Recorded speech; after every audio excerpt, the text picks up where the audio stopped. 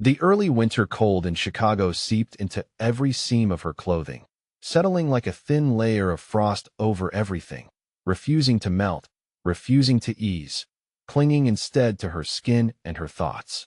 It was 10 o'clock at night, yet inside the Lexington, the lights still glowed warm and golden.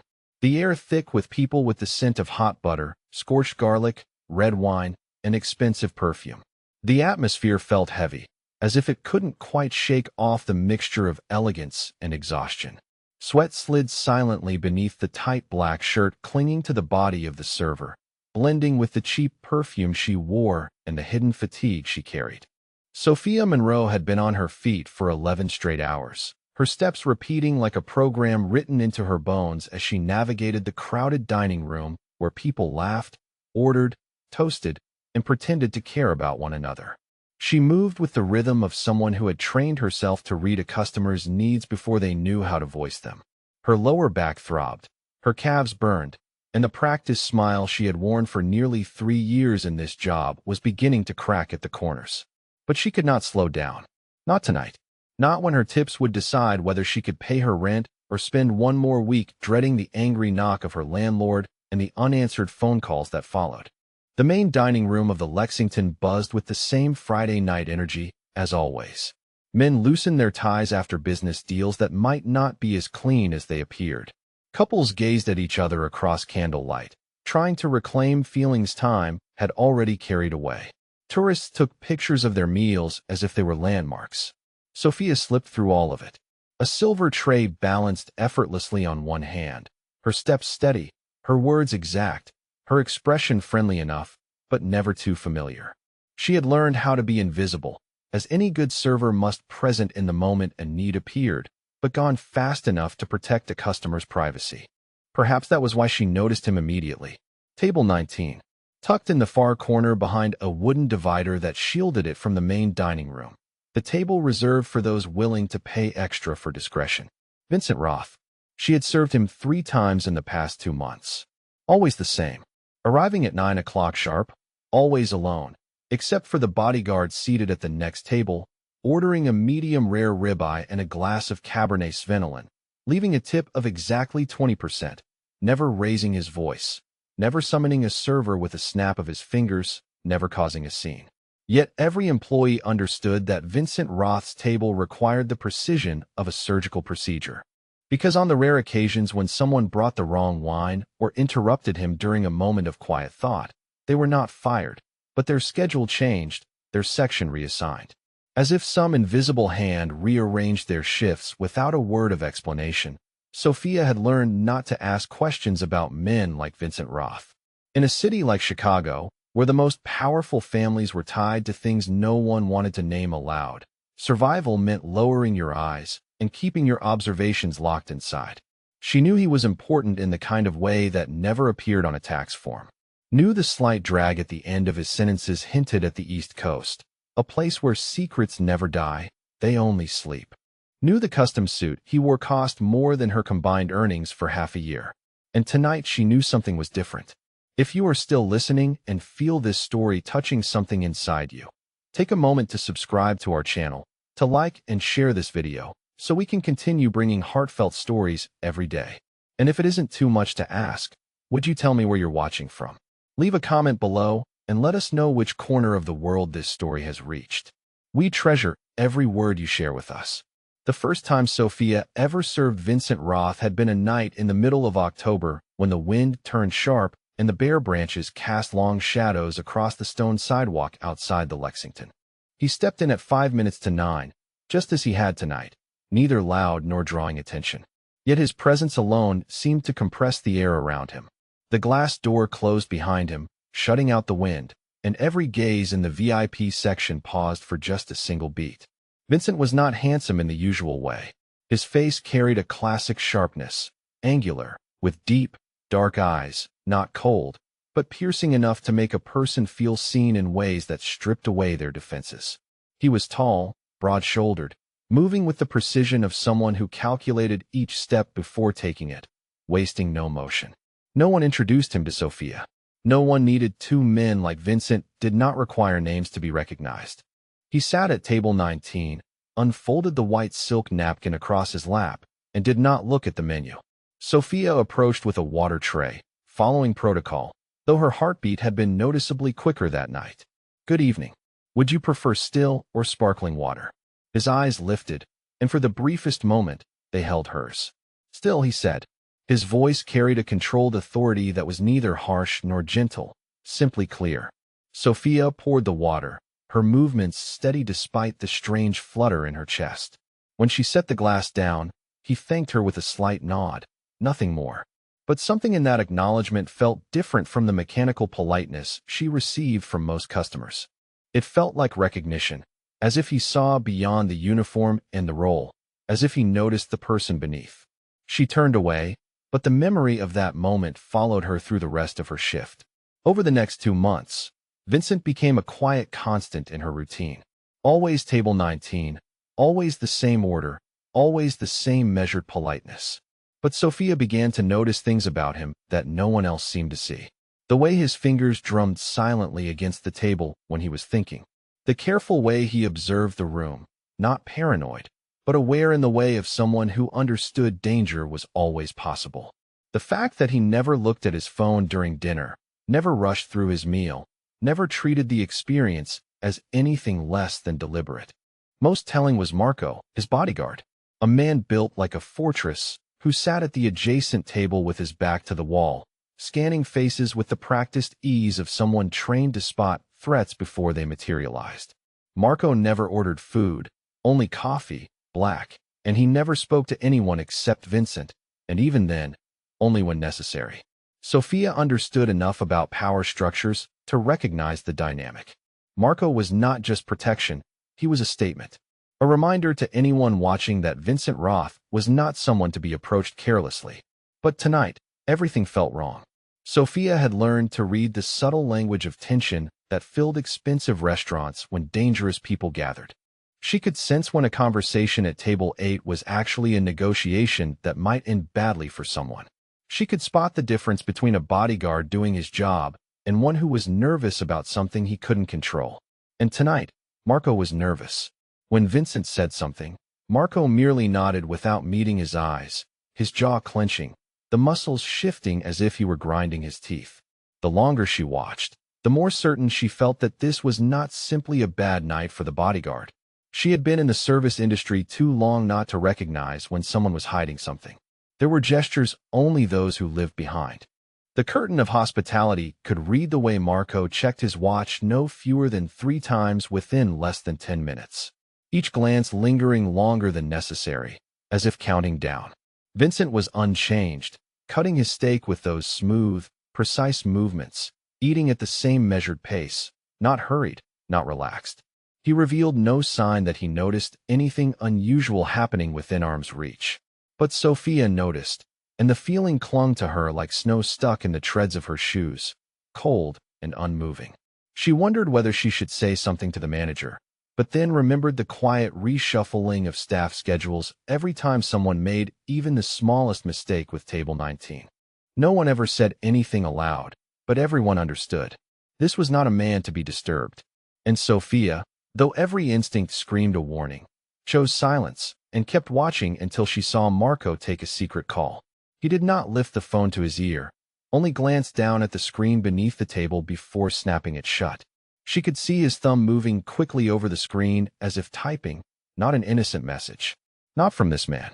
An hour later, when Vincent requested another glass of wine, Sophia approached with her usual composure, but her mind spun with scattered details.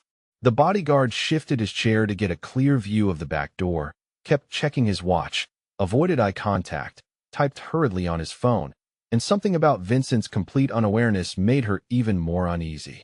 If a man like him did not notice, then either he was choosing not to, or he was being kept in the dark.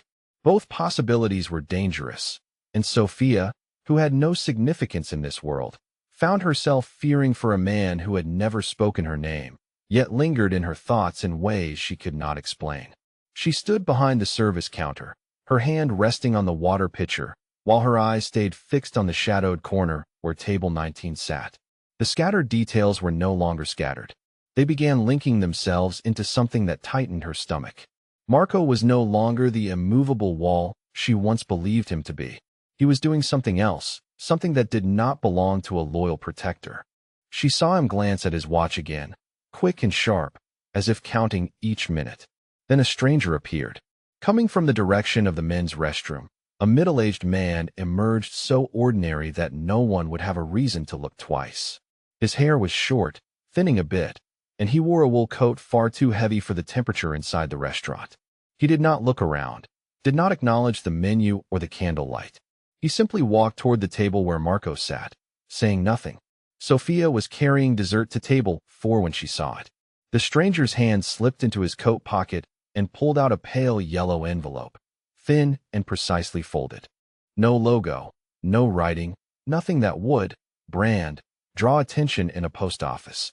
But here, in this moment, it could not be ordinary. Marco was not surprised. He leaned slightly forward, accepting the envelope in one fluid motion, no hesitation. The gesture was too practiced to be accidental. The envelope disappeared into the inside pocket of his vest beneath his coat, so fast that if Sophia had not looked at exactly the right second, she would have missed it. The stranger did not linger, did not speak, only turned and walked toward the bar where the dim light swallowed his face into shadow. Sophia stood frozen for a few seconds, her breath heavy. She tried telling herself it might be personal papers or confidential work documents, anything harmless. But something in the smoothness of that exchange made it impossible to believe her own reassurance. In a city like Chicago, where everything could be a mask, the smallest details were often the loudest confessions, and Marco had just received something not meant for daylight. When she returned to Vincent's section, his second glass of Cabernet was already more than halfway gone. He still sat upright, his expression calm as he focused on the flavor of the medium-rare steak. But Sophia no longer looked at him the way she once did. She looked at him the way someone might look at a beautiful painting hanging on a wall that could fall at any moment if the nail gave out. She could not be certain her interpretation was correct, but she had lived long enough to know there were signs a person simply could not ignore. Like the way Marco now kept his hand close to his inner pocket, no longer resting both hands on the table the way he used to. Like the way his eyes drifted toward the entrance, then to the back door where staff moved in and out, as if every doorway was either an exit or a threat. Sophia had never imagined she would find herself in a moment like this. She was just a server trying to collect enough tip money to pay bills and save for a steadier life. But instinct had always served her well, and instinct was screaming that something terrible was about to happen to a man who had shown her nothing but quiet respect.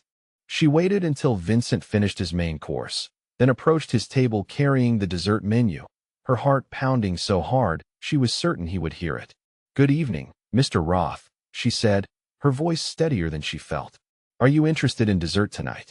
He looked up, those dark eyes focusing on her with the same measured attention he gave everything. "Not tonight, but thank you." She hesitated, every rational part of her mind telling her to walk away, deliver the check, collect her tip, and pretend she had seen nothing. But the rational part of her mind was being drowned out by something louder, something that refused to let her turn her back on a man who might be walking into a trap. "Mr. Roth," she said quietly, leaning slightly closer as if to adjust his water glass. "I hope you don't mind my saying, but your usual bodyguard seems distracted tonight." Vincent's expression didn't change, but his eyes sharpened, the focus becoming laser precise. He said nothing, waiting for her to continue. Sophia's mouth felt dry, but she forced the words out. "And then another man, pretending to be a server, moved the same time you stood up to leave. I don't know exactly what they were planning, but something was very wrong." Vincent did not answer immediately. He continued watching her, assessing not only her words, but the sincerity in her eyes, the truth in her posture, the subtle tremor of her hands. "You do not seem like someone who gets involved in things like this," he said. Sophia let out a small, humorless laugh. "Trust me, I never imagined I would ever slip a warning note into the check of someone like you." Vincent leaned back in his seat, fingers interlaced atop the table. "I have worked with Marco for nearly 8 years. No one has ever been closer to me than he has. And that is exactly why this is almost impossible for me to accept. He did not just betray me. He sold me out." Vincent paused, his gaze drifting briefly to the steam rising from his coffee. You do not need to look over your shoulder for him. Marco has to been removed from the equation permanently. Sophia held his gaze. He was silent a long moment, as if weighing how much to say. Then finally he spoke. There is a group that wants to take my place. Not with violence, not the way movies portray it, but by removing me quietly. An accident, a disappearance, a replacement from within. Marco was the perfect link in their plan. He met her eyes again, and this time his gaze sharpened, and you somehow disrupted all of it. Sophia did not know whether to feel proud or terrified. She stared at her hands before raising her head. So what now? I'm already pulled into this, aren't I? Vincent nodded once. Yes, but you still have a choice. You can walk out of here tonight, go back to your job, and we will make sure no one touches you. Or you can step further in, learn what it takes to survive in this world, and be protected permanently. But in exchange, there is no path back. Sophia exhaled a soft, strangled laugh. I am just a girl who pours water in a restaurant, and now I'm sitting in a cafe with a man who can make someone disappear with a single phone call. Vincent did not smile. His voice lowered to a near whisper. And you saved that man. His eyes did not waver. So the question is, who do you want to be now? The girl who pours water or the woman who chooses the next chapter of her own life? Sophia did not answer immediately. She glanced toward the rain-fogged window where snow had begun to fall again. Soft white flakes drifting through a deserted street, like something out of a dream she never expected to enter. She knew that whatever she chose, nothing would remain the same. Vincent turned from the window, the street light casting a faint glow along his cheekbone. And Sophia noticed the fine lines near his eyes. Lines not from age, but from too many nights without sleep. He sat quietly for several seconds, as though deciding something deeply personal, then placed one hand on the table and pulled a small dark wooden box from inside his coat, setting it gently between them. Sophia looked at it, not touching, not questioning, waiting for his words. Vincent's voice was lower than before, but no longer distant. In the world I live in, there are not many people who hold on to clarity and decency in the midst of danger. You not only saw what was wrong, you acted to stop it. You saved me from a death that was planned with care, Sophia. And that is not something I intend to forget. She glanced at the box before looking back at him. What's inside? Vincent did not answer right away. Instead, he opened the lid slowly, revealing a simple silver pendant etched with unfamiliar markings. It did not glitter or boast the brilliance of expensive jewelry. Instead, it carried a weight that felt almost ancient. This is a symbol of protection, he said. It is not decoration. In my world, when you wear this, every enemy, every ally, every rival understands that you are under my protection. And that means they are forbidden from touching you. Sophia stared at the small object lying quietly between them. No one had ever told her about a world where power could be carried on a string around one's neck, but here it was. She gave a shaky laugh, unsure whether from nerves or the surreal feeling of being inside a story she never agreed to join. I think you're joking. Vincent's expression did not change. I have never joked about survival, and neither should you. Sophia reached out, brushing her fingertip over the cool, smooth surface like stone beneath snow. If I accept this, it means I'm agreeing to step into your world. Vincent nodded. Yes, no one wears this and returns to ordinary life, but I will not force your hand. This is a choice. You entered by accident. If you stay, it is because you choose to. Sophia straightened, placing her hands on her thighs, her gaze steady on him. Why me? You have hundreds, maybe thousands of people who would work for you, protect you, even die for you. Why choose an anonymous waitress? Vincent leaned back, his gaze deep, unwavering. Because you are not afraid. I am afraid, she shot back instantly. I was shaking. I ran out of the restaurant like a criminal. But you came back, he said softly. You answered the call. You walked in here. You are asking the questions others are too afraid to ask. Courage is not the absence of fear. It is choosing to move despite it. You are the kind of person I need. Sophia went still. No one had ever spoken to her that way. No one had ever looked at her and seen anything other than a server who smiled on cue and carried trays. But Vincent saw something else, and that she realized was the most dangerous part. He pushed the box toward her. The decision is yours, but I do not have much time.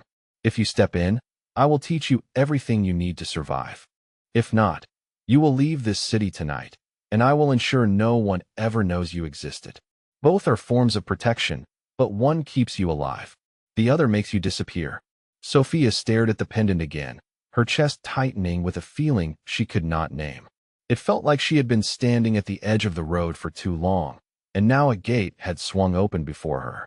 She did not know what waited beyond it, only that if she refused to walk through it, she would wonder for the rest of her life what might have happened if she had been brave enough to take the step. Sophia held the necklace in her hand, her fingers closing around it, as if trying to feel the true weight of the decision she had just made. The pendant no longer felt cold, or perhaps her hand had grown too warm beneath the flood of emotions rushing through her to distinguish the difference. Vincent said nothing more, watching quietly as if this moment no longer belonged to him. She lifted the chain, slipped it over her head, and let the pendant settle against her skin beneath the thin layer of her sweater. The instant it touched her, she felt a distinct chill sweep across her neck, glide down her spine, then spread through her entire body. It did not hurt. It was not frightening. It was simply a shiver she could not explain, as if a thin veil of mist had passed through her mind for a brief second before dissolving, leaving behind a calm that felt strangely less lonely. Vincent nodded slowly, as though he had witnessed this ritual 100 times before. She had chosen, and the world would respond. Sophia did not fully understand what he meant until they stepped out of the cafe.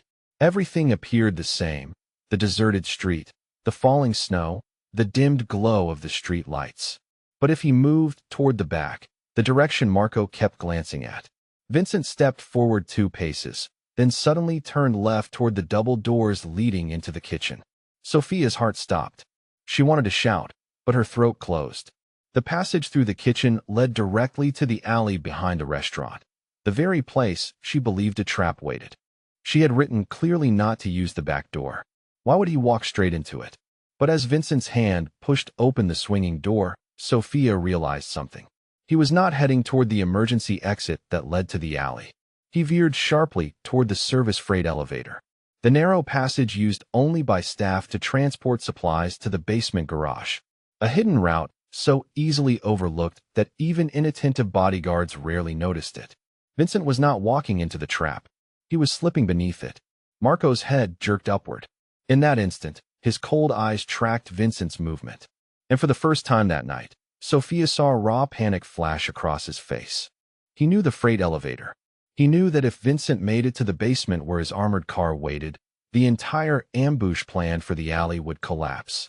Marco leapt to his feet, the chair scraping loudly enough that several customers turned their heads. His calm facade shattered. He called out, his voice cracking with strain. "Sir, that is not the exit." But Vincent did not look back. His shadow disappeared through the kitchen doors, decisive and cool. The doors swung and closed behind him with a soft, deadly finality. Marco did not waste a second. He launched forward like a predator released from its cage, his right hand plunging beneath his vest, ignoring the startled glances around him. He knew he had lost the element of surprise. Sophia froze behind the counter, gripping the dish towel so tightly her fingers blanched. She saw Marco's eyes flick toward the service station for the briefest moment before he stormed into the kitchen, a look filled with suspicion and violence. She had interfered with their game, and now the king had slipped out of checkmate. Marco moved from the table like an animal sensing danger in the air. No more ease, no more composed posture. He crossed the room in quick strides, his right hand sliding into his coat, where Sophia was certain he hid something that had no place in a restaurant. No one in the dining room sensed anything unusual. A few guests glanced over due to the loud scrape of the chair, then returned to their wine and conversations. But Sophia saw everything. She saw Marco's walk shift into a restrained run, his attempt to appear calm failing as he closed the distance to the door Vincent had passed through. Instinctively, she turned her head toward the swinging doors. They were still moving slightly, not fully closed. But Vincent was gone. She did not know what he was doing, whether someone was waiting for him inside or whether he had a plan to counter this betrayal. All she knew was that Marco had read something in Vincent's movement, and he was unraveling. Marco slipped through the doors and vanished into the staff area. Sophia saw him pull out his phone, his fingers racing across the screen, as if triggering a chain of actions prepared long before tonight. The air in the dining room shifted again, not because anyone spoke, but because at the edge of her vision, near the right corner of the restaurant, another man was moving, a server she had never seen before. White shirt, black tie, the same uniform as the staff, but the clothes did not fit. The collar was skewed, and the shoes were not the kind required by the Lexington. Sophia was certain he did not work here. He left the bar area with a too natural stride, carrying an empty wine tray, but his eyes betrayed him. They were locked onto a purpose. He moved toward the hallway leading to the back door, the same direction as Marco at the same moment. But seeing Marco's frantic sprint, the man hesitated. The fake server, realizing the trap had failed, blended back into the shadows and fled. Sophia began to shake. She felt it now. She had stumbled into something far bigger than she could have imagined. This was no longer just a bodyguard's betrayal or a warning scribbled on a slip of paper. This was a plan coordinated with multiple players. And Vincent, unless prepared, would be walking straight into their trap. She wanted to call someone, but whom? The police. They would take at least 10 minutes to arrive, if they believed her at all. The management. They did not even know who Vincent truly was. She could chase after them, but to do what? Stop Marco, confront the fake server. She had no weapon, no plan. And most importantly, she did not know if she would survive if she pushed deeper into this. But she could not stand still. Not after writing that message. Not after Vincent had trusted her enough to act on it. She left the counter and walked quickly toward the kitchen, stopping 3 steps from the double doors. Through the narrow gap between them, she saw nothing. No strange noises, no shouting, no panic, only silence, thick as night. And then, from somewhere inside, she heard the soft metallic clatter of something hitting the floor, small but sharp enough to stop her heart. Sophia pressed her back against the wall, her fingers tightening around the edge of her apron, her mind spinning. She did not know what was happening beyond those doors. But she knew one thing. The plan had fallen apart, and now everything was about to change. She strained her ears for even the smallest sound. There were no gunshots, no shouting, only a strange, prolonged silence that made her skin prickle. After a moment, the door swung open. But it wasn't Vincent who stepped out. It was Rick, one of the assistant cooks. His face looked a shade too pale, his eyes flicking behind him before landing on Sophia, as though he couldn't fully register her presence. He walked quickly, saying nothing, greeting no one, disappearing within seconds down the corridor toward the staff storage area. Sophia understood then that something had happened inside the kitchen, and Rick wanted no part of it. She turned, moving quickly toward the locker room, every step pressing into the cold ground beneath her shoes. Her shift had ended more than 20 minutes ago, yet no one stopped her or asked questions. The entire restaurant seemed paralyzed by a tension only the perceptive could feel.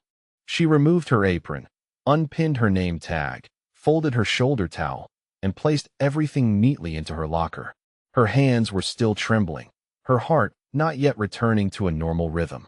She put on her wool coat, wrapped her scarf tightly, and slipped out the back door.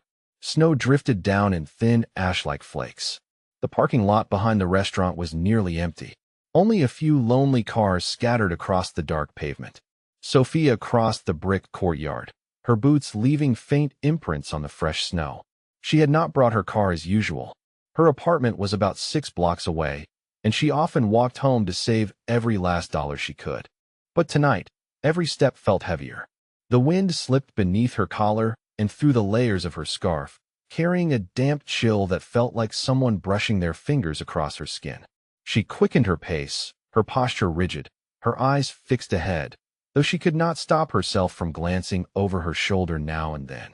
At first, there was nothing, but by the time she turned onto the 3rd block, the sensation had settled in her bones. Someone was following her. Not clear footsteps, not a voice, not even a definite movement. Just the unmistakable feeling of eyes pressed against the back of her neck, tracking her, memorizing every motion. She paused, pretending to adjust her scarf. She cast a discreet glance behind her. But the street was empty, except for a weak street lamp and a parked car. She resumed walking, this time faster. The unease didn't fade. It sharpened, as though every footstep she made left a mark someone else was tracing. When she turned into the narrow alley behind her apartment building, her heart pounded. The light here had been out for a week, and tonight the darkness felt like a curtain heavy enough to swallow anything whole. She hurried, her shoes scraping along the concrete, stopping only when she reached the iron door leading to the shared hallway. As she slid the key into the lock, she heard a faint sound behind her, like a shoe sliding lightly over snow. Without thinking, she spun around. The alley was still pitch dark. No one stood there, but the lid of a large trash bin near the corner trembled slightly, as if something had brushed against it. Sophia didn't wait to find out what. She unlocked the door, darted inside, slammed it shut, and slid the bolt across. Her heart hammered against her ribs, her breath short and frantic as though she had sprinted. She stayed pressed against the cold metal door for several long seconds, listening. No footsteps, no knock. But the feeling stayed unbroken, so vivid it couldn't possibly be imagined. Someone had followed her, and that someone knew exactly who she was. It took nearly 15 minutes before Sophia had calmed enough to move away from the entrance. She turned on every light in her small apartment, closed the curtains tightly, checked the door locks 3 times before allowing herself a full breath.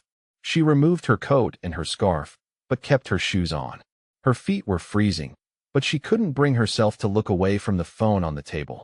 No missed calls, no messages, nothing from Vincent, nothing from the restaurant. The silence was unnerving, a silence that pressed against her skull. She boiled water, poured herself a cup of tea, her hands still unsteady around the mug. The faint scent of mint rose into the air, but did nothing to soothe the turmoil spinning through her mind. Who had followed her? Was it Marco, the fake server, or someone else? Someone she hadn't even noticed yet. The questions knotted in her chest with no answers. She had just sat down when the phone rang. One sharp, cutting ring that made her jump so violently she spilled hot tea across her wrist. She stared at the unknown number on the screen for several seconds, her finger hovering over the answer button. It could be Vincent. It could be the restaurant. It could be someone far more dangerous. On the 4th ring, she answered. Hello, Sophia. The voice was calm, controlled, unmistakably Vincent. Are you safe? Yes, she said, though her voice came out as barely more than a whisper. I think so. Good. I need you to listen very carefully. What happened tonight was not finished. Marco was part of something larger, and now that he's gone, they know you were involved. Gone. She repeated the word, understanding but not wanting to. Vincent's tone did not change. He chose his path, but you still have a choice in yours. There is a coffee shop on Kedzie Avenue called the Blue Door. Do you know it? Sophia searched her memory. She had walked past it dozens of times on her way to work. Small, quiet, the kind of place where people went to disappear for a few hours. Yes, meet me there in 1 hour. Come alone, but watch for anyone following you. If you see anyone, if anything feels wrong, do not approach the building. Drive past and call this number. We will handle it from there. Vincent. Yes. What happened tonight? What you warned me about. It saved my life. She closed her eyes, the weight of that responsibility settling over her like a stone. I don't know what I've gotten myself into. The line was quiet for a long moment. Then Vincent's voice came through, softer than she had ever heard it. Neither did I, the first time. But you'll learn. If you choose to. The call ended. Sophia sat in the silence of her apartment, staring at the phone in her hand. Outside, snow continued to fall, and somewhere in the city, forces she didn't understand were reacting to what had happened tonight. She thought about the pendant around her neck, the protection it offered, and the price that protection demanded. She thought about Marco, who had chosen betrayal and paid for it with his life. She thought about Vincent, a man whose world was built on violence and loyalty in equal measure. And she thought about herself, a waitress who had stumbled into something far bigger than she had ever imagined. But as the minutes ticked past, she realized something. She wasn't really stumbling anymore. She had made a choice tonight, and now she would live with the consequences of that choice. She finished her tea, turned off the lights, and prepared to step back into the cold Chicago night. This time, she would not be running. This time, she would be walking toward her future, whatever that future might hold. The Blue Door coffee shop sat nestled between a used bookstore and a dry cleaner, its windows glowing warm against the bitter Chicago night. Sophia approached carefully, her eyes scanning every shadow, every parked car, every figure that moved through the sparse late-night foot traffic. She saw nothing that triggered her newly heightened instincts. but she remained alert as she pushed through the door. The interior was exactly what she had expected. Dark wood, soft lighting, a handful of patrons scattered throughout the space, each absorbed in their own world of laptops, books, or quiet conversation. Vincent sat in the far corner, his back to the wall, wearing a heavy coat that made him look like any other customer seeking refuge from the cold. He gestured to the seat across from him. Sophia slid into the booth, noting the untouched coffee cooling in front of him. "You came," he said. It wasn't a question, but there was something like relief in his voice. "Did I have a choice?" Everyone has a choice, but not everyone has the courage to make the difficult one. Sophia wrapped her hands around the warm mug that appeared, as if by magic, courtesy of a server who moved with the practiced invisibility of someone who understood when customers needed privacy. "What happens now?" Vincent leaned forward slightly. "Now we discuss what kind of protection you need, and what you're willing to do to earn it." Sophia felt the pendant beneath her sweater, a constant reminder of the decision she had made. "I don't know anything about your world. I don't know how to survive in it." Vincent nodded. "That's why there's training. 6 weeks. Intensive. Complete. By the end, you'll understand how to read people, how to spot danger, how to defend yourself, how to disappear if necessary. It will be the most difficult thing you've ever done." Sophia stared into her coffee, watching the steam rise like ghosts of her old life. "And if I fail?" "Then you walk away with enough money to start over anywhere in the world, and the knowledge that at least you tried." "But Vincent," she said, looking up to meet his eyes, "what if I succeed?" "Then you become someone new, someone powerful, someone who chooses her own path instead of having it chosen for her." The weight of his words settled over her. She thought about her life before tonight, the endless cycle of serving tables, scraping together rent money, wondering if she would ever be anything more than invisible. She thought about the moment when she had seen danger approaching Vincent and had chosen to act instead of looking away. She thought about the feeling of the pendant around her neck, marking her as someone worth protecting.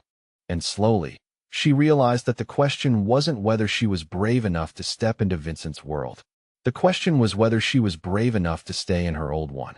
"I want to try," she said quietly. Vincent smiled, the first genuine smile she had ever seen from him. "Then we begin tomorrow. But for tonight, you need to understand something important." Sophia waited. "The moment you put on that pendant, you stopped being Sophia Monroe the waitress. You became Sophia Monroe, my responsibility.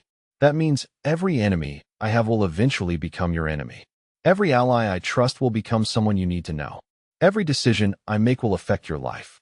And every mistake you make will affect mine." The gravity of his words sank in.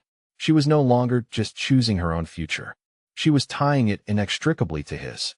"I understand," she said. And every mistake demanded a price far greater than time or money.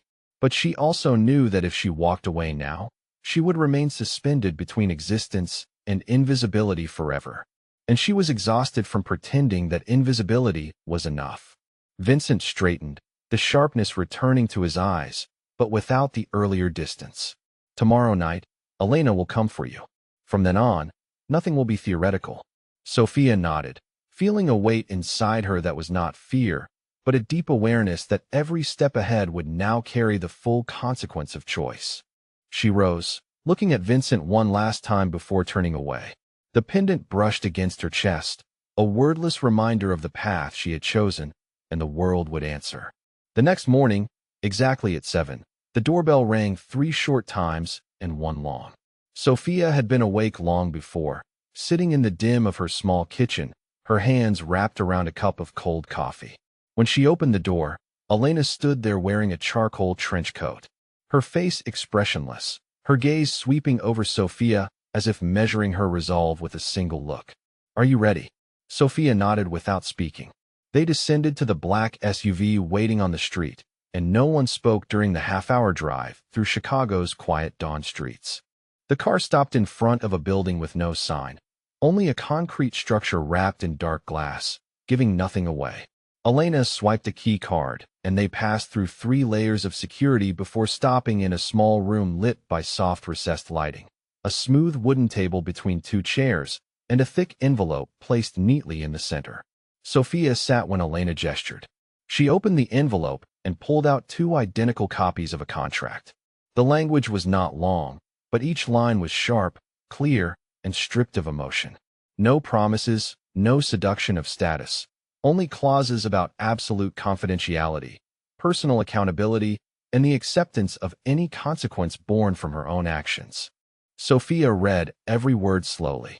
Her hand did not shake, but her heartbeat grew louder with each sentence. When she finished, she signed with a steady stroke. Elena collected the papers and handed Sophia a small black box. Inside was a slim, unbranded phone with a blank screen and a single power button. This is internal communication. No GPS, no hacking, no stored numbers, no internet. All contact starts from us. Keep it with you at all times. Sophia lifted the device, surprised by how light it felt, though it carried the coldness of newly cut metal.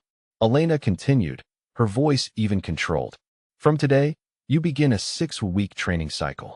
Each day starts at 6 o'clock in the morning and ends at 8 at night. No personal phone, no social media, no outside communication. If you quit midway, your information disappears, and you leave the city that same night. Sophia did not flinch. She simply nodded as if she had expected every word. Elena rose and opened the door. A middle-aged man stood waiting, dressed entirely in black, his movements fluid like a former soldier. He did not give a name, only nodded once. Come with me. Sophia stepped out of the room, leaving behind the contract, the cold coffee still lingering in her thoughts, and the life that had officially ended. She did not look back, because from the moment she signed, every exit behind her had closed. Only one path remained, forward. The first day of training began before the sun rose. Sophia awoke to 3 sharp knocks echoing through the small basement room she had been assigned. No windows, one narrow bed, a metal locker, fluorescent lighting, and a camera fixed high in the corner. Derek, as she would later learn his name, stood waiting in the hallway. He said nothing, simply turned and walked. She followed him through a carpeted corridor, through a steel door unlocked by code, and into what looked like a miniature military compound. Concrete walls, rubber-padded floors, and an array of simulation sets. A fake bar, a hotel lobby, an elevator, a public restroom. Every scene built with eerie accuracy, each corner hiding its own test. Derek did not lecture or ease her in. He tossed her a gray training uniform and said one word, begin. The first segment was physical conditioning. They ran 5 laps around the training floor without pauses, then push-ups, sit-ups, rope climbs, and obstacle courses. Sophia was not weak, but she was not built for this. Her muscles screamed after the 3rd lap, her legs trembling, sweat streaming down her back. Each time she slowed, Derek did not reprimand or encourage. He simply watched with that same questioning gaze, silently asking whether she meant what she had agreed to. She gritted her teeth and kept going. After the physical trial, she was brought into another room where a table and a large screen awaited. Files, photographs, diagrams, coded messages were spread across the table. Derek spoke only once. Analyze like a predator. Do not read. For 3 hours, she was dropped into scenario after scenario. Track a person through a sequence of security photos, spot the anomaly in a camera map, detect false emotion in a typed message. She had thought working in a restaurant had sharpened her observation skills, but now she understood this world demanded a completely different kind of sight. She had to look as if her life depended on noticing a blurred corner in a video frame. She was given a 15-minute break midday.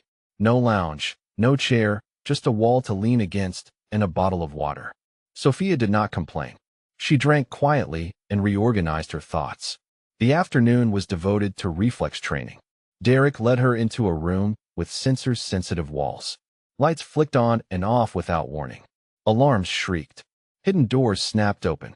She had to react instantly. Duck, run, freeze. She failed repeatedly. Sometimes she tripped. Sometimes she reacted late. And the red alarm howled through the room. But she did not quit. Every error sharpened her instincts. By the time she returned to her assigned room that night, her body felt like it had been taken apart and rebuilt badly. Her arms twitching from exhaustion, the soles of her feet burning, but her eyes no longer held confusion.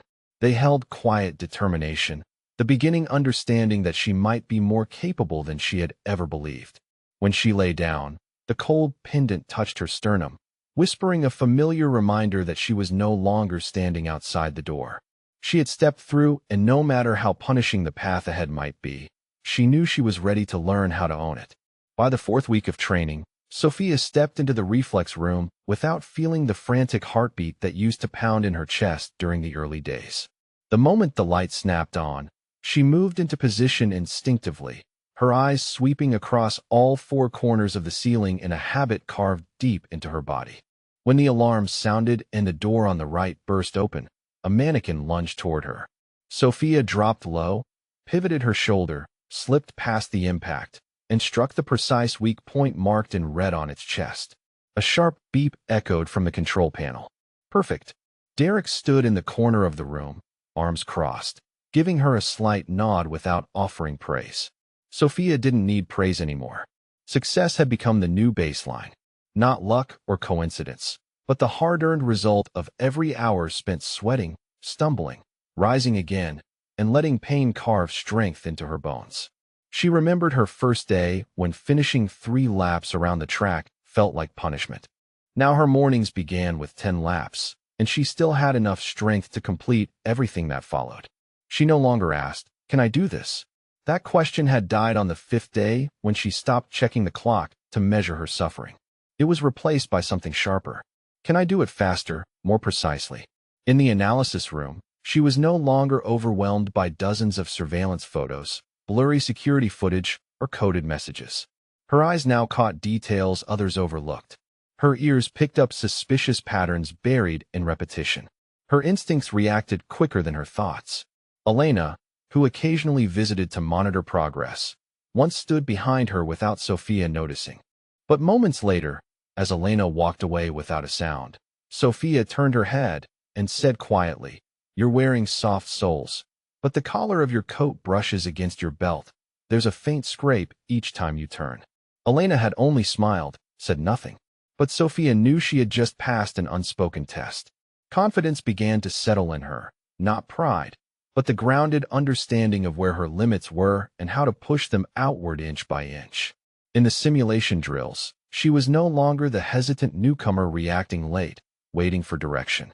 She anticipated, she decided, and she was right most of the time. No one in the facility said it out loud, but their eyes said enough. Suspicion had faded into acknowledgement. Observation had shifted into respect. Even Derek, once relentless in correcting every minor mistake, now sometimes let her run an entire drill without interference. It was recognition without words. That night, lying on the narrow metal bed she had grown accustomed to, Sophia no longer felt the weight pressing against her chest like in those early nights. She stared at the white ceiling, her hand resting against the necklace beneath her shirt, feeling the steady pulse of her own heartbeat. She wasn't afraid anymore. Not because the world had become less dangerous, but because she had changed. She could now walk through darkness without trembling. She could see the truth behind another's eyes. She could predict danger from the smallest shift in the air. Sophia was no longer the quiet waitress hiding behind a kitchen door. She was becoming someone new, someone forged in the very world she once feared, and someone who no longer stepped back. The 6th week brought a different kind of test. Instead of simulations, Sophia found herself in the back of a limousine, wearing a black dress that cost more than she used to make in 3 months. Elena sat across from her, applying the final touches to Sophia's makeup with professional precision. "Tonight, you observe," Elena said, "a gathering at Vincent's penthouse. Political figures, business leaders, people who make decisions that affect millions of lives. Your job is to blend in, listen, and learn. But do not, under any circumstances, speak unless spoken to directly." Sophia felt the familiar flutter of nerves, but it was different now. Controlled, purposeful.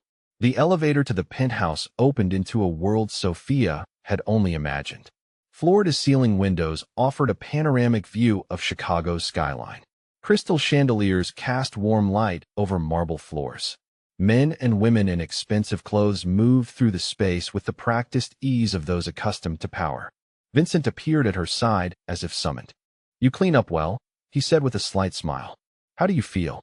"Like I'm wearing someone else's life," Sophia replied honestly. "You'll get used to it." Vincent guided her through the crowd with subtle touches to her elbow, introducing her as a new consultant to his organization. No one questioned the vague title. In this world, Specifics were often left unspoken. Sophia watched everything. The way conversations shifted when certain people approached. The careful dance of who stood near whom. The invisible hierarchies that governed every interaction. She began to understand that power was not just about money or influence. It was about information.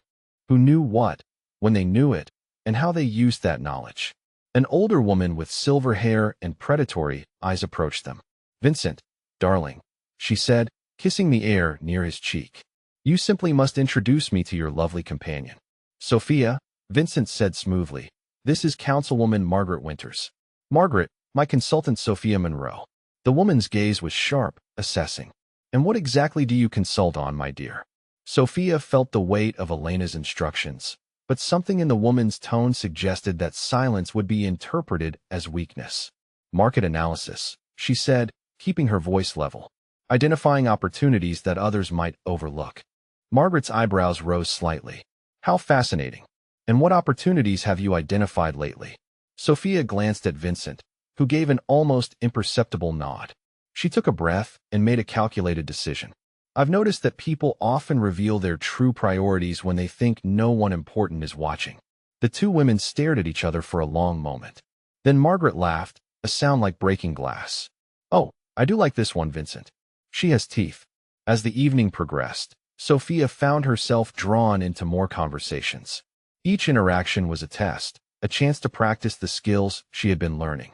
She discovered that her years of serving tables had given her an unexpected advantage. She knew how to read people, how to anticipate their needs, how to make them feel heard without necessarily agreeing with them. But this was different. Here, the wrong word or gesture could have consequences far beyond a poor tip. Here, information was currency, and trust was a luxury few could afford. Near the end of the evening, Vincent found her standing by the windows, looking out at the city below. "Thoughts?" Sophia considered her words carefully. "It's beautiful and terrible at the same time. All that power in one room. All those decisions being made that will affect people who will never know these conversations happened." Vincent nodded. "And how does that make you feel?" Sophia touched the pendant beneath her dress.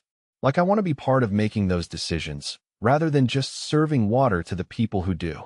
Vincent's smile was proud and perhaps a little sad. "Then you're ready for what comes next." When Sophia asked what that meant, Vincent simply said, "Tomorrow, you graduate from observer to participant. But I would choose the kind of dirty I can control." Some looked at her longer than was polite, as if surprised a newcomer would dare speak so plainly. After 2 hours, Sophia understood the real test wasn't about elegance or charm. It was about steadiness. They wanted to see if she could hold her ground, whether she cracked under pressure, whether she flinched. She didn't. She began to understand the silent language of the room. The way someone dabbed their lips before mentioning something truly important. The way eyes drifted away when a lie was spoken. The alliances suggested by who stood beside whom, and who avoided clinking glasses together.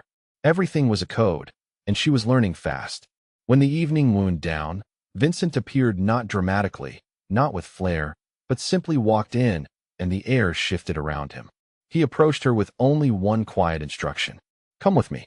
They left the penthouse, descended to the garage where a black car waited. On the drive back, Vincent said, "You didn't just keep up. You made an impression. Someone even asked if you're being groomed for an advisory role." Sophia gazed out the window, watching the street lights flicker like thin slices of her old life fading behind her. She didn't reply, but her hand found the necklace resting against her chest, reminding her she was no longer moving out of fear. She was moving because for the first time, the path ahead belonged to her. No one would ever look at her with pity again.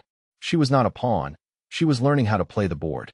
Standing alone on the highest floor of the building, looking down at a city glowing in warm golden light, Sophia crossed her arms, her hair stirring in the crisp, biting winter wind. Below her, the streets were together like restless veins, each car's headlights blinking like the heartbeat of a living giant she had now become part of.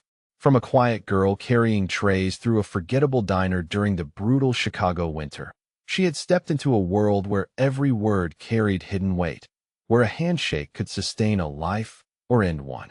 That world was colder, more intricate than anything she had imagined.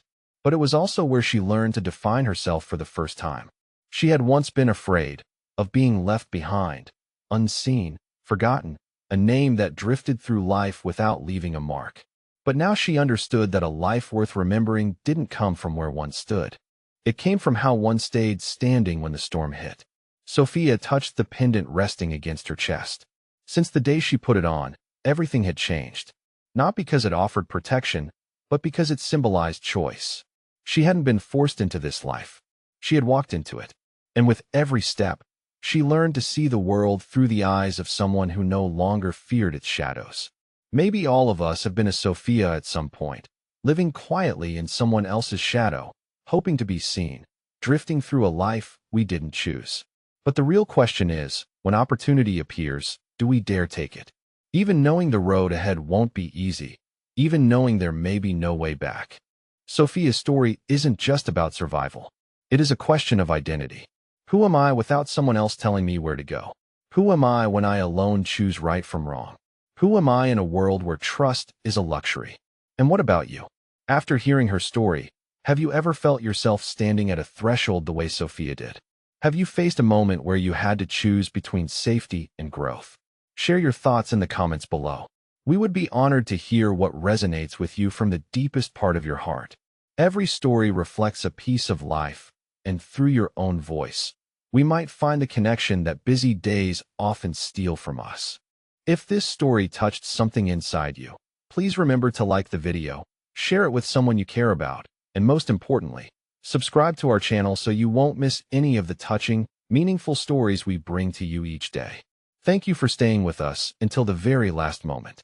We wish you good health, peaceful days, and a life filled with gentle, positive light.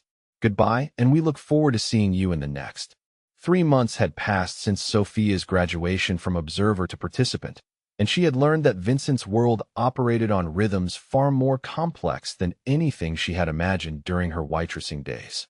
Each morning brought new challenges that tested not just her training, but her ability to adapt to situations no simulation could have prepared her for. She had become Vincent's most trusted lieutenant, the one person he relied on when delicate matters required both intelligence and discretion. The call came at 3:47 in the morning, jarring Sophia from the light sleep she had trained herself to maintain. The secure phone buzzed twice, paused, then buzzed twice more. Vincent's signal for immediate priority. She answered before the fourth buzz. "We have a problem." Vincent's voice was tight with controlled tension. "The Kozlov family has made their move. They took Elena." Sophia sat up, instantly alert. Her mentor, the woman who had guided her through those crucial first weeks, was now a prisoner of Vincent's most dangerous rivals. The Russians had been circling for months, testing boundaries, probing for weaknesses. Elena's capture was not random. It was a declaration of war. "Where?" Sophia asked, already moving to her closet where her tactical gear waited. "Warehouse district." "But this isn't a rescue mission, Sophia. This is a message. They want to trade Elena for the shipping contracts." Vincent paused. "And they want you to deliver their terms." Sophia felt the familiar chill of fear, but it was different now. Controlled. Purposeful. She had learned to transform fear into fuel. "Why me?" "Because they've been watching. They know you're important to me, but they think you're still just a waitress playing dress-up in a world too big for her." Vincent's voice carried a note of grim satisfaction. They're about to learn how wrong they are.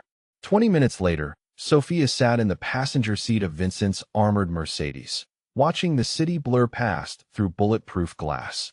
Derek drove with military precision, his eyes constantly scanning mirrors and side streets for any sign of pursuit or ambush. In the back seat, Vincent reviewed intelligence reports on his tablet, his face illuminated by the blue glow of encrypted communications. The Kozlov family had arrived in Chicago 6 months ago, ostensibly to expand their legitimate shipping business into Great Lakes cargo transport. But Vincent had suspected from the beginning that their true interest lay in his network of import channels, connections that had taken him 15 years to build and which generated more revenue in a month than most corporations saw in a year. They had tried negotiation first, offering partnerships that would have slowly eroded Vincent's control until he found himself working for them instead of with them.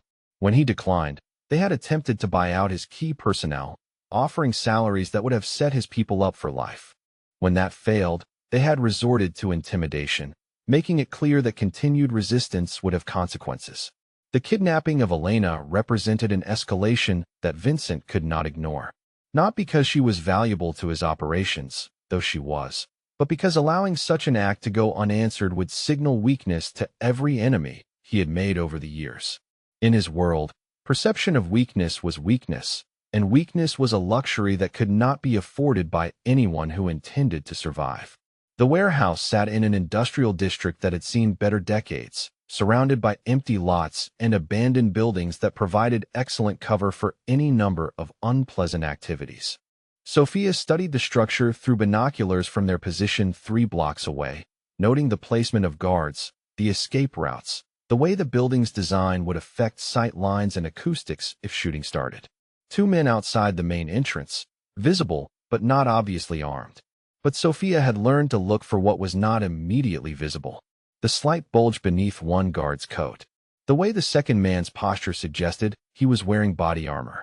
The positioning that allowed them to retreat quickly into the building if threatened, while maintaining clear fields of fire on anyone approaching. Vincent handed her a briefcase. Inside was a thick envelope sealed with red wax and bearing Vincent's personal mark, a symbol that would be recognized and respected by anyone familiar with Chicago's power structure. Their terms are simple, he said. Elena for the shipping contracts. They get 40% of all Great Lakes cargo traffic, plus exclusive rights to 3 ports. Sophia looked at the envelope, understanding that she held Vincent's response to an ultimatum that could reshape the balance of power in the city. What are you really giving them? Nothing, Vincent replied. The contracts in that case are forgeries. Excellent forgeries that will take them several weeks to identify as fake, but forgeries nonetheless. By the time they realize they've been deceived, Elena will be safe, and they'll have revealed the full extent of their operation in Chicago. Sophia felt a familiar surge of admiration for Vincent's strategic thinking. He was not just responding to the immediate crisis. He was using it as an opportunity to gather intelligence and position himself for a longer campaign. And if they discover the deception before I'm out of there, then you improvise, Vincent said. You've learned to think on your feet. Trust your training, trust your instincts, and remember that they expect you to be afraid. Use that expectation against them. The walk to the warehouse entrance felt longer than the 3 blocks Sophia measured with her steps. She carried herself with the slightly hunched posture of someone intimidated by her surroundings, allowing her natural nervousness to show through while keeping her trained awareness hidden beneath the surface.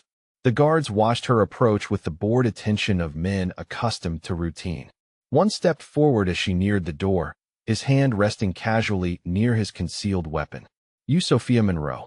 She nodded, not trusting her voice to remain steady if she spoke. The guard gestured for her to raise her arms, conducting a brief but thorough search for weapons. He found nothing, because Sophia carried nothing. In situations like this, weapons were often more dangerous to their carriers than to their intended targets.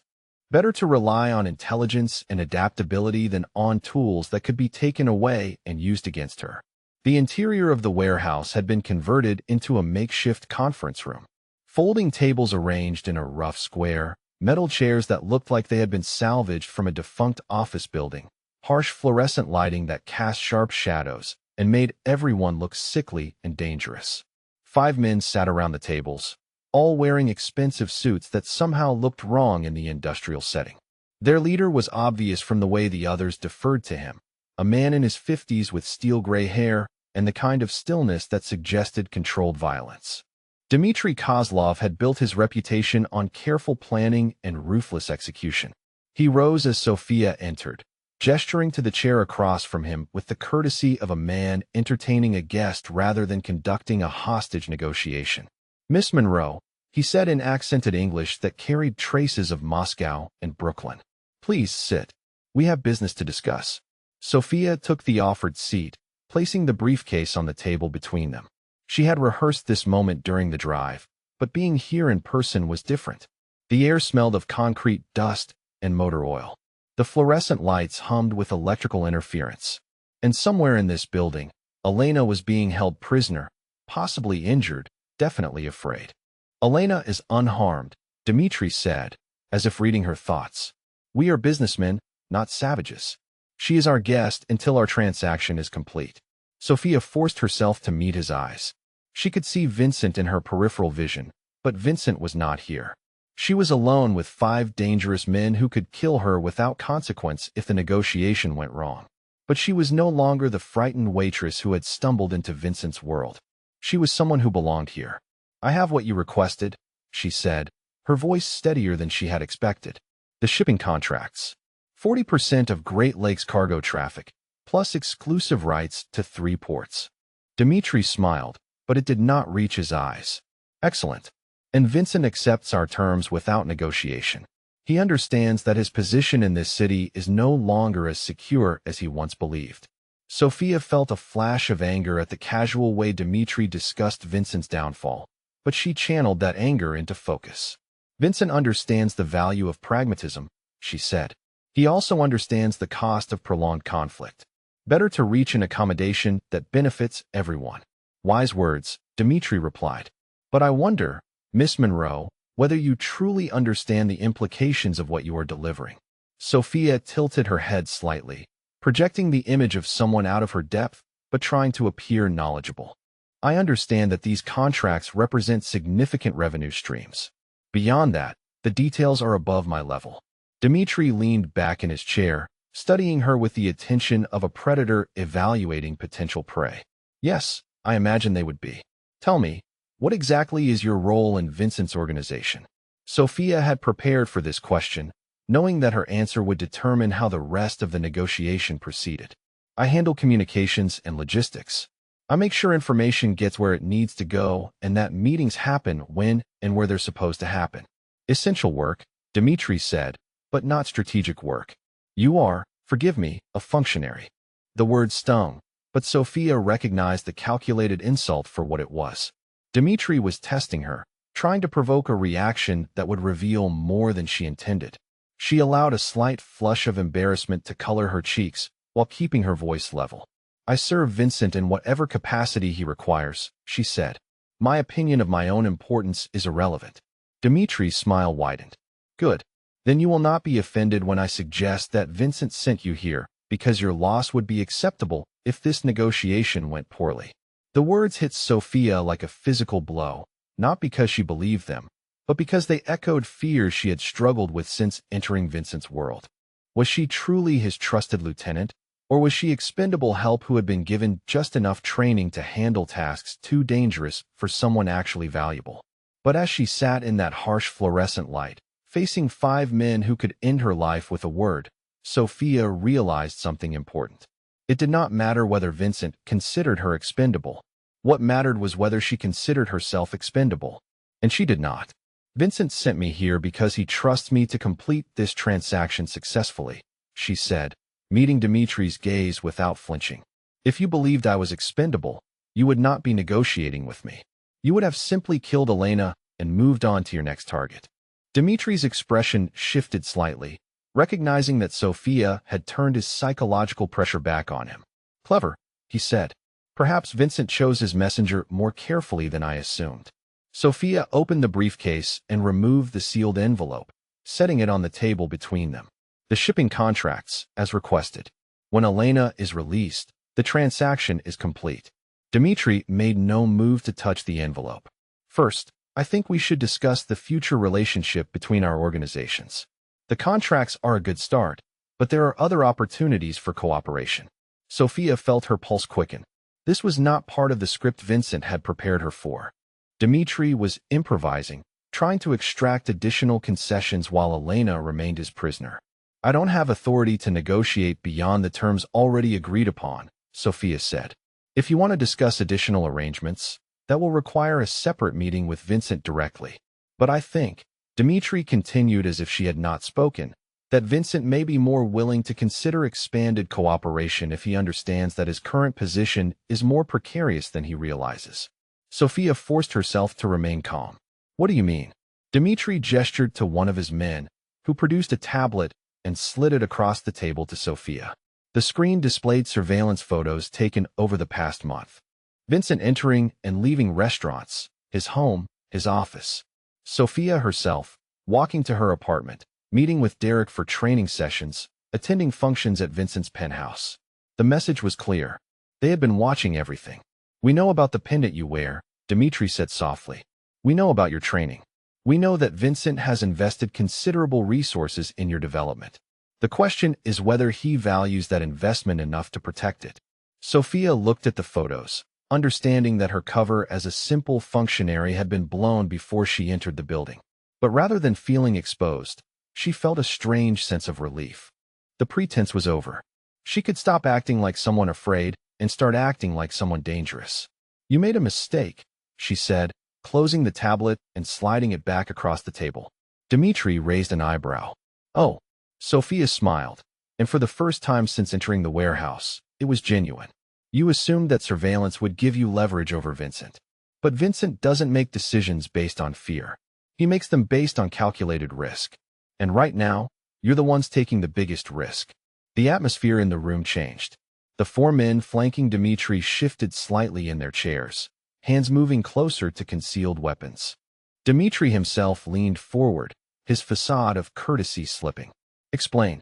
Sophia kept her voice conversational, but allowed her training to show through in her posture and the way her eyes tracked the positions of everyone in the room. "Vincent has been in this business for 15 years. Do you really think this is the first time someone has tried to use hostage negotiation to extract concessions from him? Do you think he would send someone valuable into a situation like this without contingencies?" Dmitri's eyes narrowed. "What contingencies?" Sophia checked her watch, a gesture that seemed casual but carried obvious implications. "Elena should have been released 12 minutes ago. The fact that she hasn't suggests you're trying to renegotiate the terms of a deal that has already been agreed upon. Vincent finds that sort of behavior discourteous." The silence stretched for 10 seconds that felt like 10 minutes. Finally, Dmitri spoke. "You are bluffing." "Perhaps," Sophia replied. "But are you willing to bet your operation in Chicago on that assumption? Because if you're wrong, if Vincent did anticipate that you might try to change the terms of this negotiation, then continuing to hold Elena becomes a declaration of war against someone who has survived 15 years in this business by being very good at war." Dmitri stared at her for a long moment, then picked up the sealed envelope and broke the wax seal. He examined the contracts inside, his expression unreadable. "These appear to be in order," he said finally, "but I want assurances that Vincent will honor them completely." Sophia stood, recognizing that the crucial moment of the negotiation had arrived. "Vincent's word is his bond," she said. "But bonds work both ways. Elena walks out of here unharmed, or the contracts become worthless paper." Dmitri gestured to one of his men, who disappeared into the depths of the warehouse. 5 minutes later, Elena emerged, looking tired but uninjured. She met Sophia's eyes and nodded slightly, a gesture that conveyed both gratitude and respect. "The transaction is complete," Sophia said, though she made no move to leave. Dmitri pocketed the contracts and stood as well. "Indeed. But Miss Monroe, I hope you will convey a message to Vincent.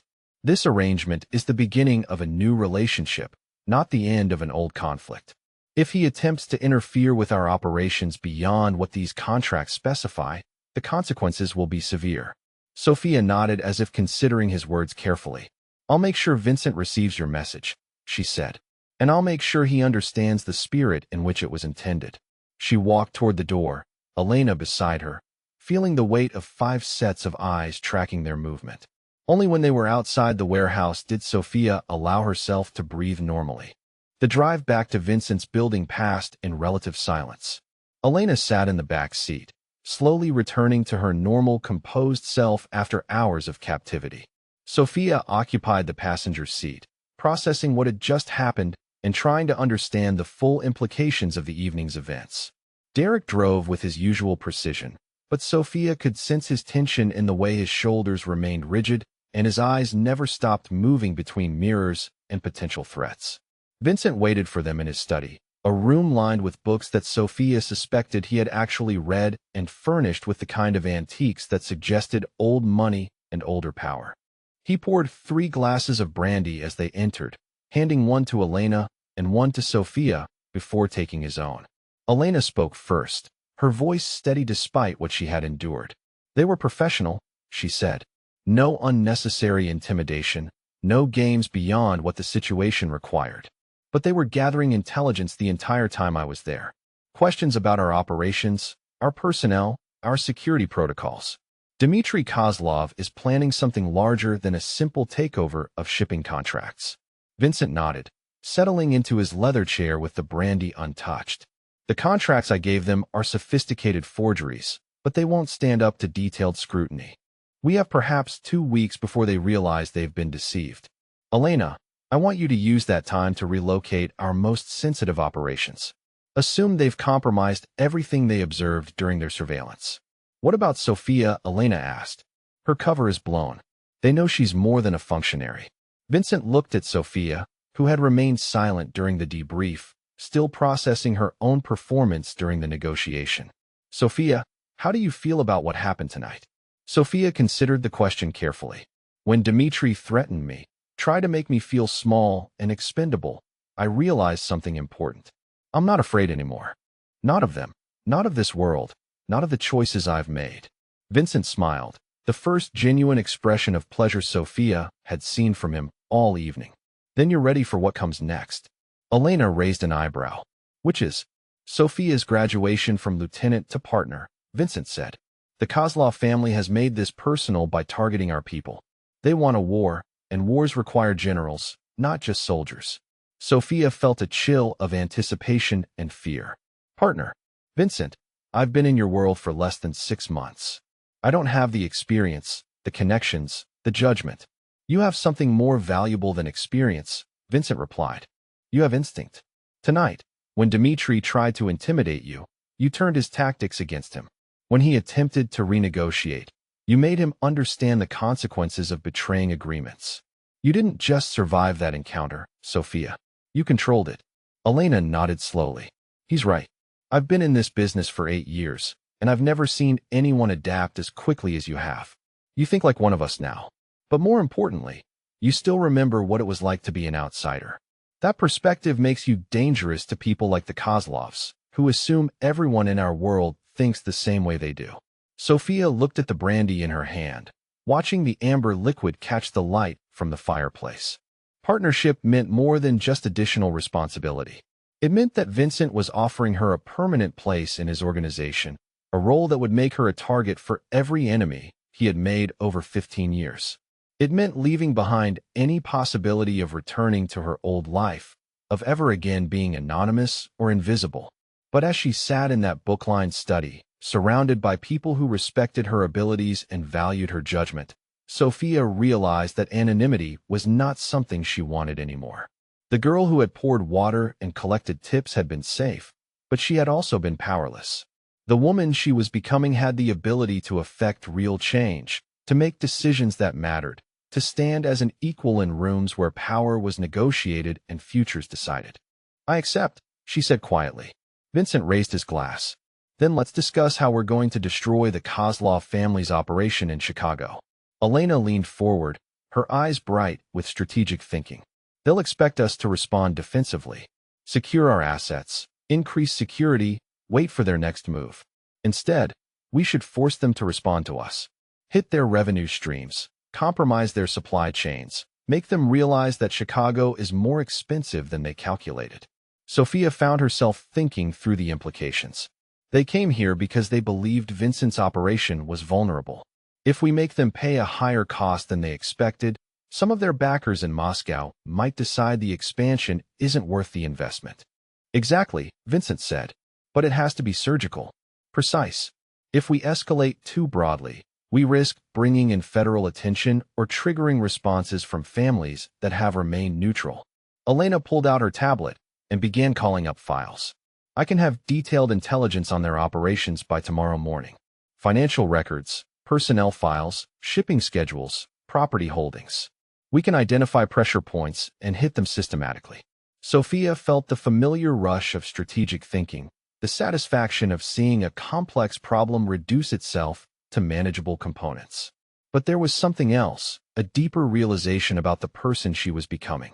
She was no longer someone who reacted to events. She was someone who shaped them. The conversation continued past midnight, ranging across topics that would have been incomprehensible to Sophia 6 months earlier. Logistics networks and political influence, police corruption and judicial cooperation. the delicate balance between legitimate business and activities that existed in legal gray areas. By the time they finished planning, Sophia understood that they were not just responding to the Kozlov threat. They were using it as an opportunity to consolidate Vincent's position in Chicago and send a message to anyone else who might consider challenging his organization. The next 3 weeks unfolded like a masterclass in strategic warfare. Sophia found herself at the center of operations that touched every aspect of Chicago's economic and political landscape. Her first target was the Kozlov family's legitimate shipping business, a network of trucking companies and warehouse facilities that provided cover for their less legal activities. Rather than attacking directly, Sophia developed a campaign of bureaucratic harassment that made their operations increasingly expensive and time-consuming. Health inspectors discovered violations that required costly remediation. Environmental regulators found paperwork discrepancies that triggered lengthy investigations. Labor organizers suddenly became interested in working conditions at Kozlov facilities, leading to strikes and slowdowns that disrupted carefully planned schedules. None of the actions were illegal, and none could be directly traced to Vincent's organization. But the cumulative effect was devastating to the Kozlov family's profit margins and operational efficiency. Dmitry found himself spending more time dealing with regulatory agencies than expanding his criminal enterprise. Sophia's second initiative targeted the family's attempts to recruit local talent. Vincent's organization had spent years building relationships with everyone from dock workers to customs officials, creating a network of people who provided information, services, and protection in exchange for regular payments and occasional favors. The Kozlovs had attempted to buy their way into this network by offering higher payments for the same services. Sophia's response was elegant in its simplicity. Rather than matching the Kozlov offers, she convinced Vincent to provide additional services to their existing contacts. Legal assistance for family members facing minor criminal charges. Medical treatment at private facilities for people who couldn't afford insurance. Educational opportunities for children of loyal associates. The message was clear. Vincent's organization offered not just money, but membership in a community that took care of its own. The Kozlov family offered only cash, which could disappear as quickly as it had appeared. Within 2 weeks, several key defections had occurred. People who had been considering switching sides instead provided intelligence about Kozlov operations and plans. The Russian family found themselves increasingly isolated, operating in a city where fewer people were willing to do business with them. Sophia's third and most ambitious project required her to step fully into her new role as Vincent's partner. Elena had identified a weakness in the Kozlov financial structure. Their rapid expansion had required significant borrowing from sources in Moscow, loans that carried stringent repayment schedules and harsh penalties for default. If Sophia could disrupt the family's cash flow at a crucial moment, she might force them into a position where they could not meet their obligations to very dangerous creditors. The plan required precise timing and careful coordination. Sophia spent days studying shipping schedules, payment cycles, and banking procedures, looking for the moment when the Kozlov family would be most vulnerable.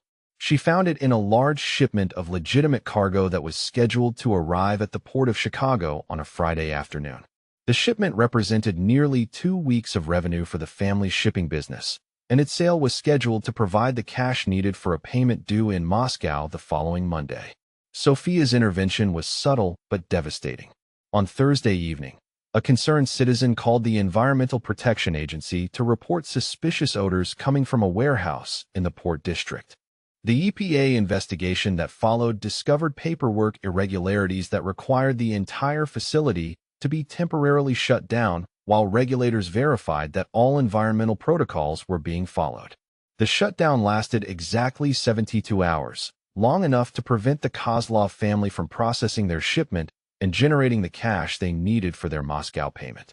By the time the warehouse reopened, Dmitry Kozlov was fielding increasingly hostile phone calls from creditors who did not accept excuses for late payments. Sophia monitored the situation from Vincent's office, watching intelligence reports flow in as the crisis deepened. The family was forced to liquidate assets at unfavorable prices to meet their immediate obligations. 2 of their Chicago operations were shut down to conserve resources. Most significantly, Their expansion plans were put on indefinite hold while they dealt with their financial crisis. Vincent joined her at the window overlooking the city, both of them watching the lights flicker like signals in a vast communication network. "You've learned quickly," he said. Sophia considered the compliment, understanding that it represented more than just professional recognition. 6 months ago, she had been invisible, someone who cleaned tables and counted tips and worried about rent money. Now she was someone who could affect the fate of criminal organizations and influence the balance of power in one of America's largest cities. But the transformation had come with costs she was still learning to understand. "I've learned to see the world differently," she replied. "Sometimes I'm not sure if that's entirely good." Vincent nodded. Power changes perspective. The question is whether you use that new perspective to make the world better or just to make yourself more comfortable. Sophia thought about Elena, held prisoner while Sophia negotiated for her release. She thought about the dock workers and customs officials whose lives had been improved by Vincent's expanded benefits program. She thought about the Kozlov family's operations, which had included human trafficking and forced labor among their less visible revenue streams. The mortal landscape of Vincent's world was not simple, but it was not incomprehensible either. There were lines that could not be crossed, standards that had to be maintained, responsibilities that came with power. "I want to make it better," Sophia said, "but I'm still learning what that means in practical terms." Vincent smiled, the expression carrying both approval and understanding. "Then you're ready for the next phase of your education." Elena appeared in the doorway, carrying a tablet that glowed with incoming intelligence reports. "The Kozlov family has requested a meeting," she said. "Dmitri wants to discuss terms for their withdrawal from Chicago." Sophia felt a surge of satisfaction, but it was tempered by caution. She had learned enough about Vincent's world to know that apparent victories often contained hidden complications. "What kind of terms?" Elena consulted her tablet. "They want to keep their legitimate shipping business, but abandon their criminal operations in the city. They're also willing to provide intelligence about other Russian families that might attempt similar expansions." Vincent considered this information.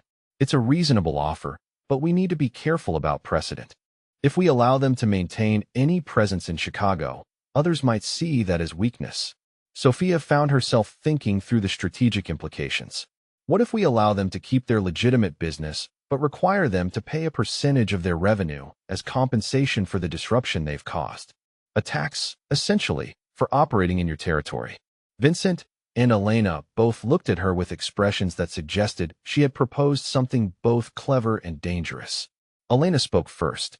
"A tax system would establish you as the de facto authority over all criminal activity in Chicago. That's a significant escalation in your public profile." Vincent nodded slowly. "It would also provide a sustainable revenue stream and a framework for managing future conflicts. Instead of destroying every organization that challenges us, we could offer them the choice of compliance or destruction." Sophia felt the weight of the decision they were contemplating. They were not just resolving the immediate Kozlov crisis. They were establishing a new model for how power would be exercised in Chicago, with Vincent's organization serving as a central authority that other groups would have to acknowledge and accommodate. The risks were enormous. Federal law enforcement would eventually take notice of such a systematic approach to territorial control. Rival families might unite against what they perceived as Vincent's attempt to dominate the entire city. But the potential benefits were equally significant.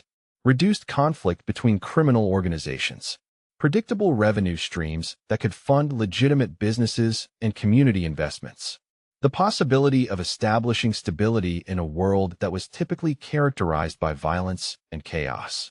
"I think we should make the offer," Sophia said. "But we should also make it clear that acceptance creates obligations.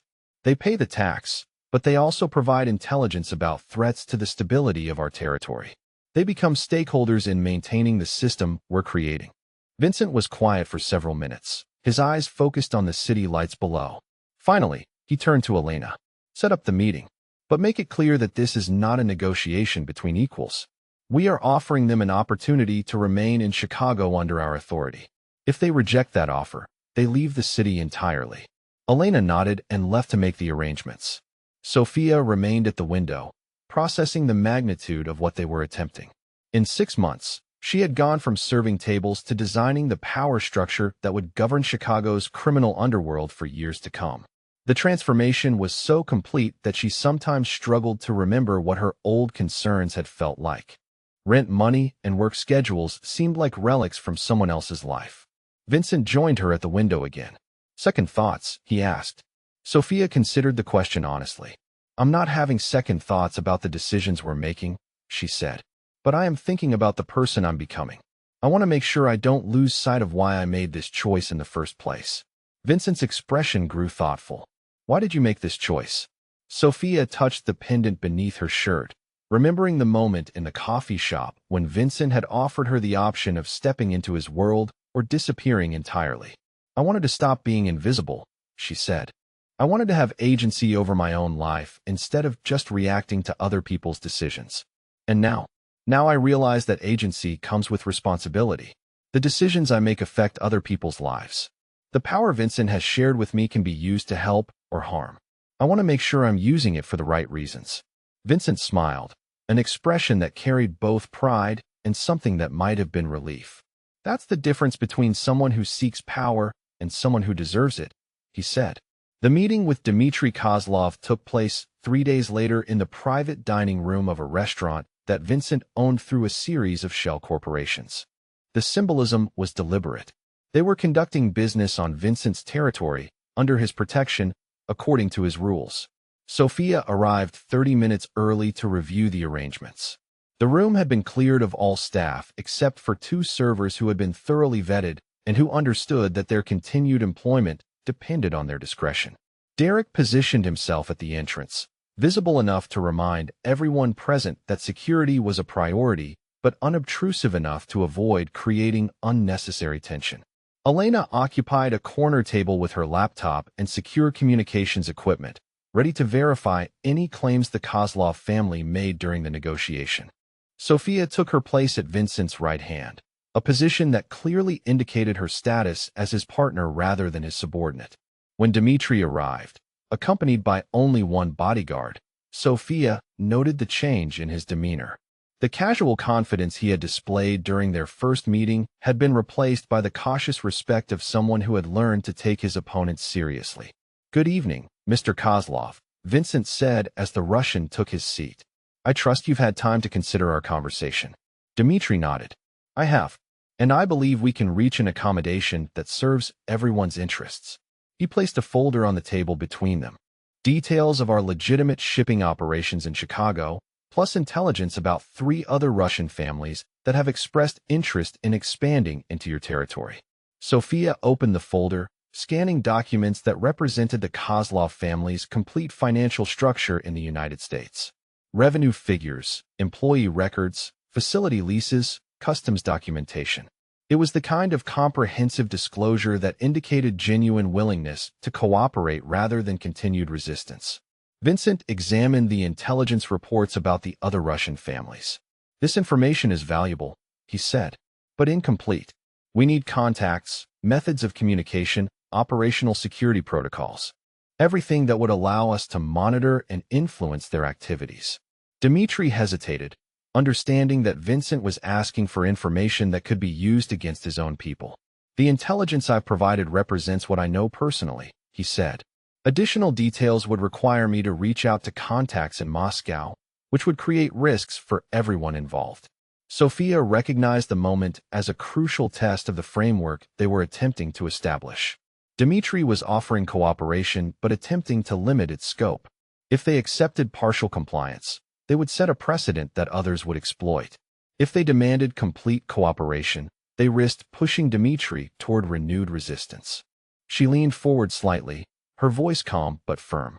"Mr. Kozlov, I think there may be some confusion about the nature of this arrangement. We're not asking you to spy on other families as a favor to us.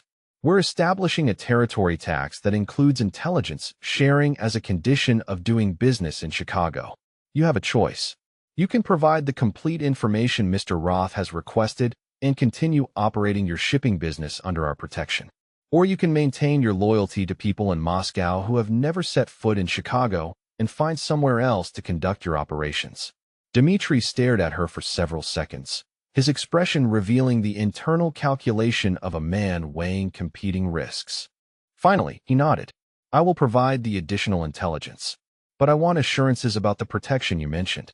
If my cooperation becomes known to the families in Moscow, my life will be in danger. Vincent responded immediately. Anyone who threatens you for honoring agreements made on my territory will answer to me personally. That protection extends to your family members and your legitimate business interests. It does not extend to any criminal activities you might conduct outside of Chicago.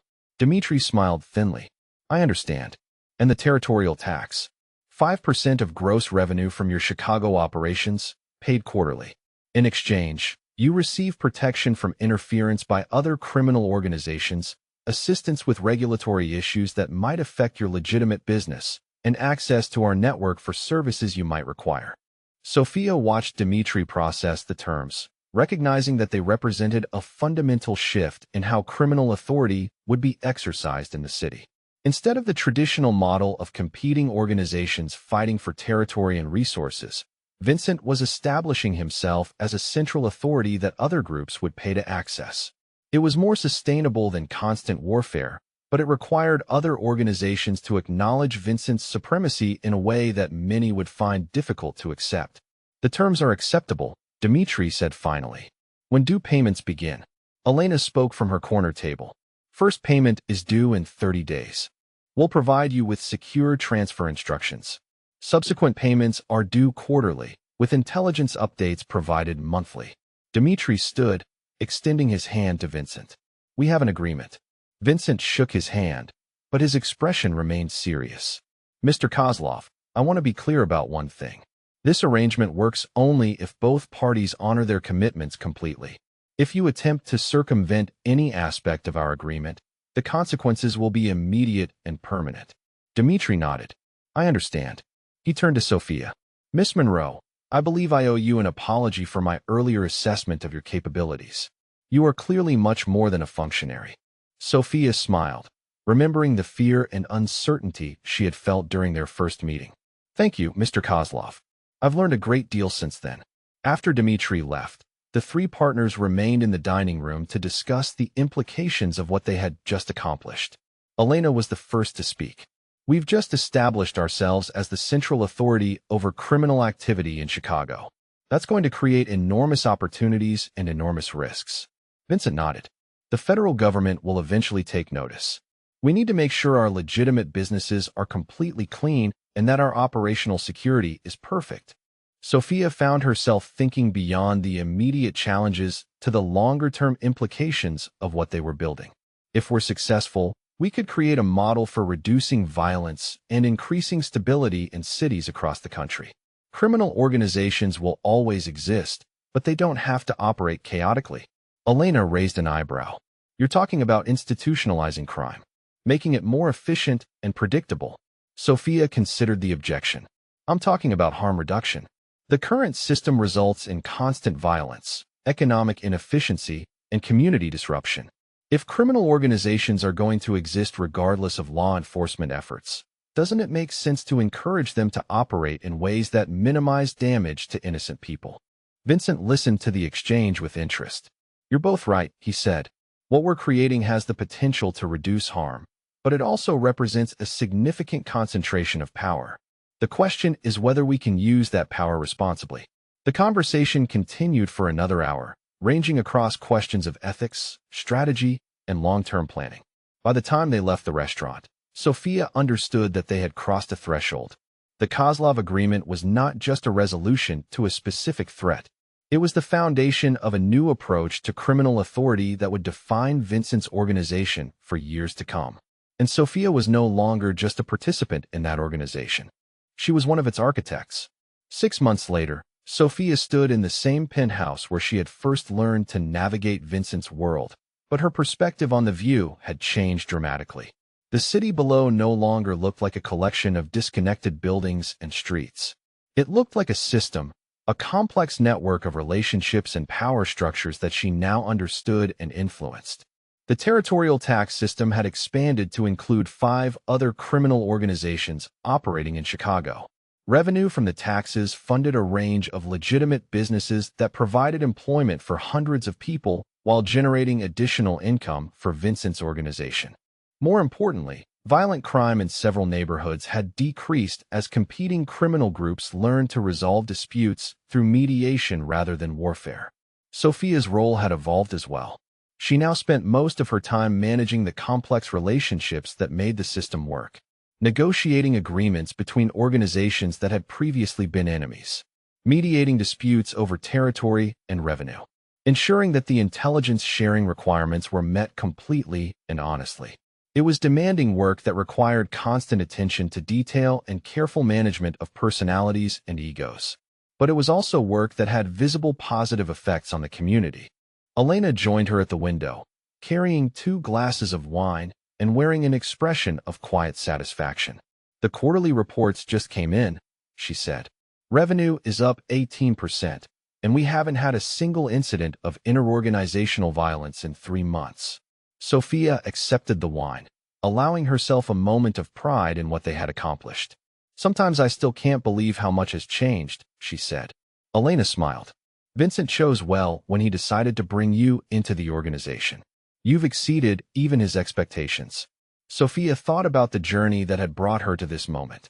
The scared waitress who had slipped a warning note to a dangerous stranger seemed like someone from a different lifetime. But the transformation had not erased her core values or her sense of responsibility to something larger than her own interests. It had simply given her the tools and authority to act on those values in ways that made a real difference. Vincent approached from across the room, carrying his own glass and wearing the expression of someone who had just finished a particularly satisfying phone conversation. "The mayor's office just called," he said. "They want to meet about expanding our community investment program into 3 additional neighborhoods." Sophia felt a familiar surge of strategic excitement. Community investment was the legitimate face of their organization, providing job training, educational opportunities, and small business loans in areas that had been neglected by traditional financial institutions. It was funded by territorial tax revenue, but it operated completely within legal boundaries and generated genuine social benefits.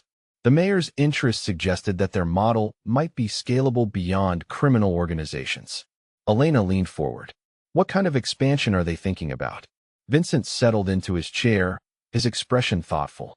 "They want us to replicate our approach to violence reduction and economic development in neighborhoods where traditional law enforcement hasn't been effective. Essentially, they're asking us to export our model while maintaining plausible deniability about its origins." Sophia understood the implications immediately.